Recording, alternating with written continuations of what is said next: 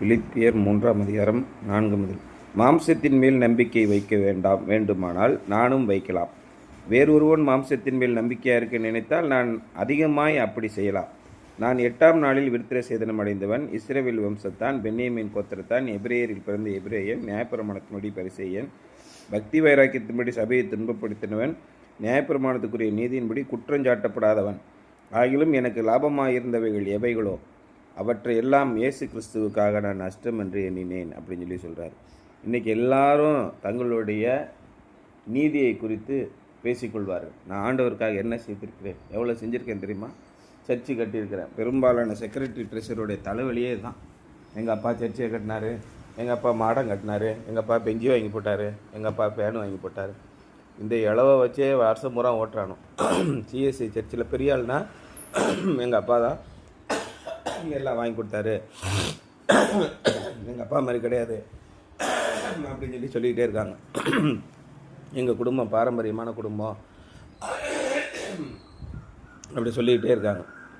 நம்ம என்ன செஞ்சுருக்குறோம், நீங்கள் என்ன செஞ்சுருக்கிறீங்க இப்படின்னு ஒரு அளவுகோல் வச்சுருப்பான், கையில் ஒரு ஸ்கேல். எங்களை மாதிரிலாம் ஒன்றும் செய்யலாம், அந்த குடும்பத்தை மாதிரி செய்ய முடியுமா? இன்றைக்கி நம்ம சர்ச்சில் கோயிலுக்கு 2 பேர் வராமல் இருக்காங்களே, காரணம் என்ன? இந்த நாய்ங்களுக்கு இவ்வளோ தூரம் செஞ்சோம், எங்களுக்கு ஓட்டு போடல, இந்த வெறுப்பு தான். ஆனால் அதை ஆண்டவருக்கு என்று செய்தோம் என்று யாருமே நினைக்கல. நாங்கள் எத்தனை இவங்க வீட்டில் இருந்து இங்கே ஹால் கட்டி கொடுத்துருக்காங்களா சின்ன பிள்ளைகளுக்கு, அந்த சண்டே கிளாஸ் பிள்ளைகளுக்கு அது கட்டி கொடுத்தாங்க. டிஎல்சி சர்ச்சில் கட்டி கொடுத்தாங்க. அதே மாதிரி இங்கே கிரைஸ்ட் சர்ச்சில் கட்டி கொடுத்தாங்க. எல்லா சர்ச்சிலையும் ஒரு பெரிய ஹால் கட்டி கொடுத்தாங்க. அதுக்கப்புறம் நிறைய டொனேஷன் பண்ணாங்க, லட்சக்கணக்காக. எதற்கு செய்தார்கள்? இந்த மனிதர்களுக்கு செய்தார்கள். இந்த சர்ச்சில் இருக்கிற உறுப்பினர்களுக்கு முன்பாக நான் பெரியவன் என்று காட்டிக்கொள்ள வேண்டும் என்று செய்தார்கள். கடைசியில் எலெக்ஷன் நிற்கும்போது ஒருத்தன் கூட ஓட்டு போடல. அப்போ என்ன கோபம் வருது? இந்த நாய்ங்களுக்கு இத்தனை வருஷம் இத்தனை லட்சம் செலவழித்து நமக்கு புண்ணியம் இல்லை, அதனால் இந்த நாய்களே வேண்டாம், இனிமேல் நான் சர்ச்சுக்கு வர மாட்டேன். நம்ம யாருக்கு செய்கிறோம்? ஆண்டவருக்கு செய்கிறோமா, இங்கே இருக்கிற மனிதர்களுக்கு செய்கிறோமா? ஒருத்தருங்களுக்கும் ஒரு அளவுகோல் வச்சுருக்காங்க. அதான் இன்றைக்கி டைட்டில், மெஷரிங் ஸ்டிக்ஸ். அளவுகோல் என்ன உங்களுடைய அளவுகோல்? அதான் பிலிப்பியரில் சொல்கிறார் பவுல். என்ன சொல்கிறாரு? உங்களை விட நான் நல்லா தான் இருக்கேன் போயா அப்படிங்கிறாரு. எபிரேயரில் பிறந்த எபிரேயன், நியாயப்பிரமாணத்தின்படி சபையை துன்பப்படுத்தினவன். நியாயப்பிரமாணம்னா என்ன எனக்கு தெரியும், அது எப்படி கை கொள்ளணும்னு எனக்கு தெரியும். நியாயப்பிரமாணப்படி குற்றஞ்சாட்டப்படாமல் நான் வாழ்ந்தேன். இயேசு கிறிஸ்துட்ட ஒரு இளைஞன் வருவான்ல, என்ன சொல்கிறான்? ஆண்டவரே, பரலோக ராஜ்யத்தை சுதந்திரத்துக் கொள்வதற்கு நான் என்ன செய்ய வேண்டும் அப்படின்னு கேட்குறானா இல்லையா? அதுக்கு இயேசு என்ன சொன்னார்?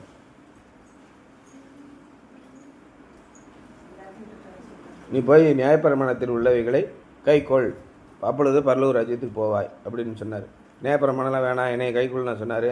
நியாயப்பிரமாணத்தையும் கைக்கொள்ளுன்னு சொன்னார். அதுக்கு அவன் என்ன சொன்னான்? இதெல்லாம் ஒரு மேட்ராயா? சின்ன பிள்ளையிலேருந்தே நியாயப்பிரமாணத்தை கற்றுக்கிட்டு தான் வரான், அடுத்து என்ன சொல்லுங்கள் அப்படிங்கிறான். உன் பேரில் ஒரு குறை உண்டு அப்படின்னு சொல்லி என்ன சொல்கிறார்?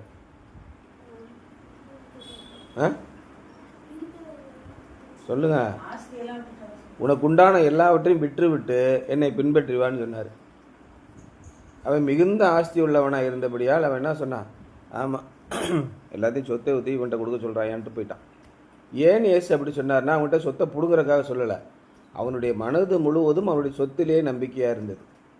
அதான் இயேசு சொன்னார். அடுத்த ஒரு கதையில் சொன்னார், உங்களுடைய பொக்கிஷம் எங்கேயோ அங்கேயே உங்களுடைய இருதயமும் இருக்குன்னு. இன்றைக்கு எல்லாருடைய நோக்கமும் நம்பிக்கையும் பொருளாதாரம் தான். நீங்கள் அதிக பொருள் உள்ளவர்களாக இருக்க வேண்டும், பொருளை சம்பாதிக்க வேண்டும். அப்போ கிறிஸ்தவர்களாக மாறிட்டோம்னா பொருள் சம்பாதிக்கக்கூடாதா? அடுத்து ஒரு குதர்க்கமான கேள்வி வரும். அப்போ நீதிமொழிகள் என்ன சொல்லுது? உன்னுடைய முயற்சி அத்தனையும் கொண்டு நீ உயர்ந்த இடத்துக்கு சம்பாதி, நிறைய பொருளை சம்பாதி. அதுதான் ரொம்ப முக்கியம். அநேகருக்கு உதவியாக இரு, கொடுக்க வேண்டிய இடத்துல நீ இரு, கஷ்டப்பட்டு உழைச்சி சம்பாதி, நிறைய ஐஸ்வர்யவானாக இரு. ஆனால் பொருள் பெருகினால் அதன் மீது உங்களுடைய மனதை வையாதிருங்கள். இதுதான் ரொம்ப முக்கியம். பொருள் பெருகும், அப்பொழுது நீ தேவனிடத்திலே நம்பிக்கையாயிரு. அங்கே அந்த பையன் அதான் செய்தான். அதே மாதிரி தான் பவுலும் சின்ன பிள்ளையிலேருந்து எல்லாவற்றையும் நீ கற்றுக்கொண்டு வருகிறார். அப்படி கற்றுக்கொண்டு வந்து எல்லாவற்றையும் கடைபிடித்தும் இயேசு கிறிஸ்துவின் இரத்தத்திற்காக நான் எல்லாவற்றையும் குப்பைன்னு நினைக்கிறேன். அது அப்பொழுது மகா பெரிய ஒரு ஆசீர்வாதம் அப்படிங்கிறார். இயேசு கிறிஸ்து இந்த உலகத்திலே வந்து கடவுளாக வரவில்லை. அதான் ரொம்ப முக்கியமான விஷயம். நேற்று ஒரே போராட்டம் தான்.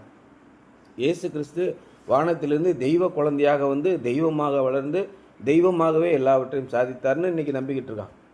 இயேசு கிறிஸ்து தம்முடைய தெய்வத்தன்மையை பிதாவினுடைய குமாரனாக இருந்தும் அதை அற்பமாக எண்ணி நமக்காக மனுஷனானார். பொந்திய பிலாத்தின் காலத்தில் நம்ம என்ன பண்ணுறோம்? விசுவாச பிரமாணத்தில் நமக்காக மரியாளிடத்தில் பிறந்து நமக்காக மனிதனானாருங்கிற படிக்கிறோம். விசுவாச பிரமாணத்தையே ஏற்றுக்கொள்ளவில்லை, தேவனானார்னு சொல்கிறோம். எவ்வளோ கேவலமான விஷயம் பாரு. கிறிஸ்துவத்தின் அடிப்படையை புரிந்து கொள்ளவில்லை. அவர் மனிதனாக நம்மை போல பாடுள்ள மனிதனாக வாழ்ந்து பாவம் என்றால் என்ன என்று தெரிந்து கொண்டு அதை செய்யாமல் வாழ்ந்தார். அதான் அந்த ஸ்கேல். அப்போ எபிரேயர் 3:7 என்ன சொல்லுதுன்னா, but whatever was my profit to my profit I now consider loss for the sake of Christ. எனக்கு லாபமாக இருந்தவைகள் எவைகளோ அவைகளை எல்லாம் நான் கிறிஸ்துவுக்காக நஷ்டம் என்று எண்ணுகிறேன் அப்படிங்கிறார். Every Jew could boast of his own blood heritage. ஒவ்வொரு யூதனும் என்ன சொல்லுவான்னா, நான் தான் பரிசுத்தமான யூத பாரம்பரியத்திலே வந்தவன் அப்படின்னு சொல்கிறான். இயேசு கிறிஸ்துவின் ஜனன விவரம்னு ஒன்று இருக்குல்ல, அதை படிச்சிங்களா? இந்த யூதர்களுடைய பாரம்பரிய பெருமையை உடைக்கணும் என்றே இயேசு வந்தார். இயேசு யார்கிட்ட பிறந்தார்? வேசிக்கிட்ட போய் பிறக்கிறார். படித்து பாருங்கள். ராகாப் என்னும் வேசியோட வழியில் வர்றார். ரூத்துங்கிறவ என்னாச்சு, அவன் மனைவியிலும் செத்து கணவன் செத்து போயிட்டான். அடுத்து இன்னொரு போவாஸ்னு ஒருத்தன்ட்ட பிறக்கிறான். இந்த உங்களுடைய குலப்பெருமைகளை உடைக்க வேண்டும் என்றே இயேசு கிறிஸ்து இந்த வம்சத்தை தெரிந்தெடுத்து வருகிறார். ஒவ்வொரு யூதனும் தன்னுடைய பிறப்பை குறித்து பெருமையாக பேசுவான். இன்றைக்கி பிராமணர்களை பார்த்தீங்கன்னா ஐயங்கார், ரொம்ப சுத்தமான பரிசுத்தமான ஜாதின்னு அவனே பேசிக்குவான். இந்த குலப்பெருமையெல்லாம் உடைக்க வேண்டும் என்று தான் இயேசு வந்தார். தாமாருன்னு ஒருத்தி இருக்கா, அவர்கிட்ட எப்படி தவறான வாழ்க்கை நடந்தது, அண்ணன் தம்பிக்குள்ள உறவு, தவறான உறவு, அதில் வளர்ந்தது. அந்த சந்ததியில் வந்து ராகாப் என்னும் பேசி இடத்துல வந்து தாவீது யாருக்கு பிறக்கிறான்? தாவீது செய்தப்பா தவறு என்ன?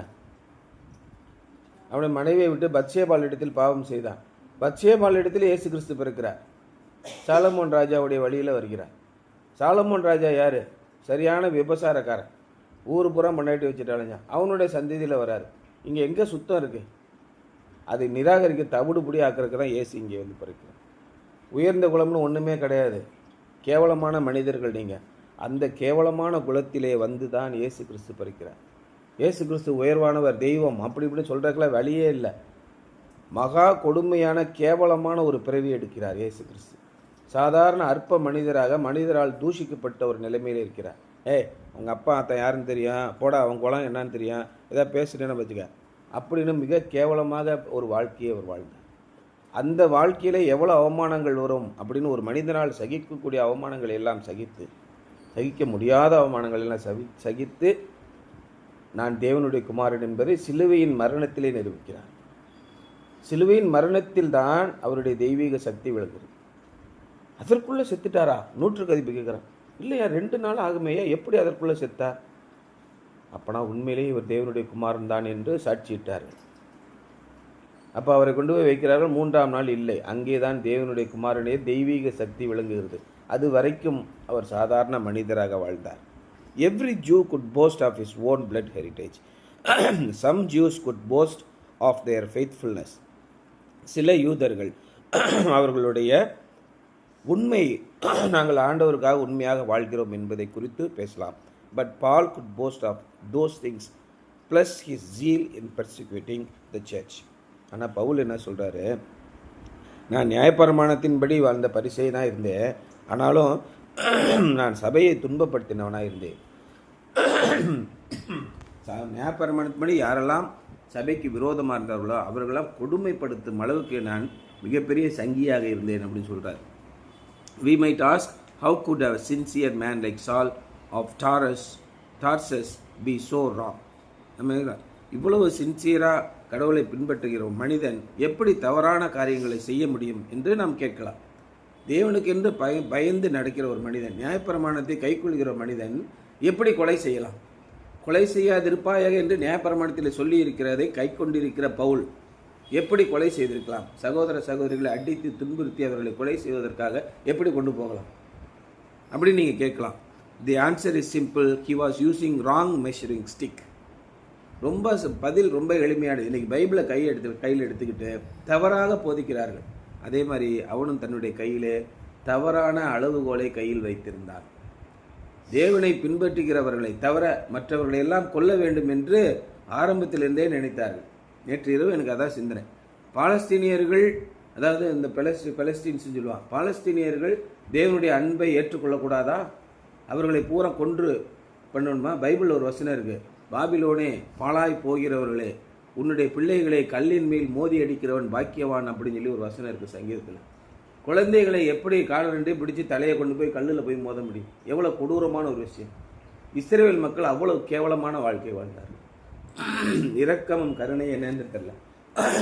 ஏசா தான் சொன்னார், பிதாவாகிய தேவன் சொன்னார் ஏசாயா தீர்க்கதரிசில, பழியை அல்ல இரக்கத்தையே விரும்புகிறேன் என்பதன் பொருள் இன்னதென்று புரிந்து கொள்ளுகிறார். நீங்கள் பலி கொடுத்து ஆண்டவரை தூபம் காட்டி பூஜைகளை செய்து ஆண்டவரை நீங்கள் சமாதானப்படுத்த நினைக்கிறீங்க. அது இல்லை இரக்கம். உன்னுடைய எதிரியாக இருந்தாலும் அவனுக்கு இரக்கத்தை கொடு. இதான் இயேசு கிறிஸ்து மாற்று சிந்தனையை கொண்டு வந்தார். அதற்காகத்தான் அவரை கொலை செய்தார். அது எப்படி எதிரிகளை நாம் அழிக்காமல் விடுவது? இதான் முக்கியமான, ரொம்ப முக்கியமான விஷயம்.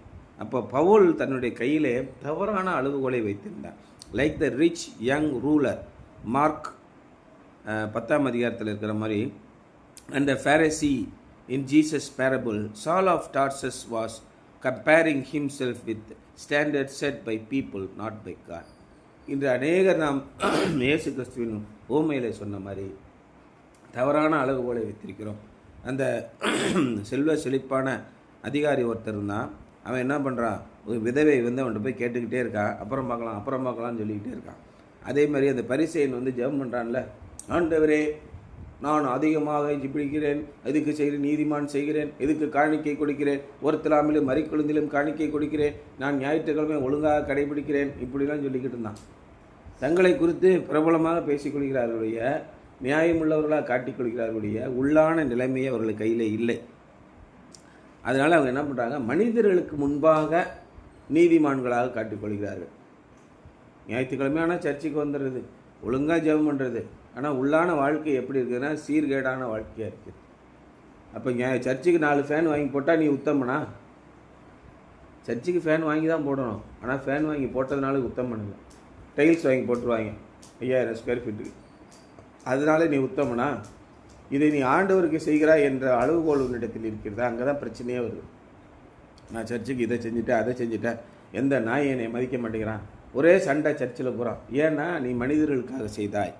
As far as obeying outwardly the demands of the law, Paul was the success, but he did not stop to consider the inward sins he was committing.